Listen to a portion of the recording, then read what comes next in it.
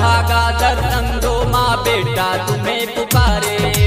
हूँ मैं अभागा दर्शन दो माँ बेटा तुम्हें पुकारे। हूँ मैं अभागा दर्शन दो माँ बेटा तुम्हें पुकारे।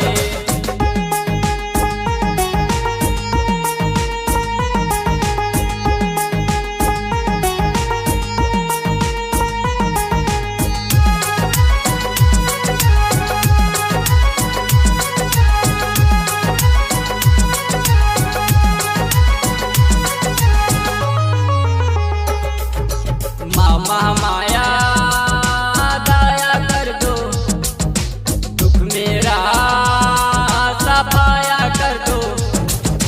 मामा माया दया कर दो दुख मेरा सफाया कर दो। नैया करो किनारे नारे नारे। हूँ मैं अभागा दर्शन दो माँ भक्त है तुम्हें पुकारे। हूँ मैं अभागा दर्शन दो माँ भक्त है तुम्हें पुकारे। मैं अभागा दर्शन दो माँ भक्त तुम्हें पुकारे।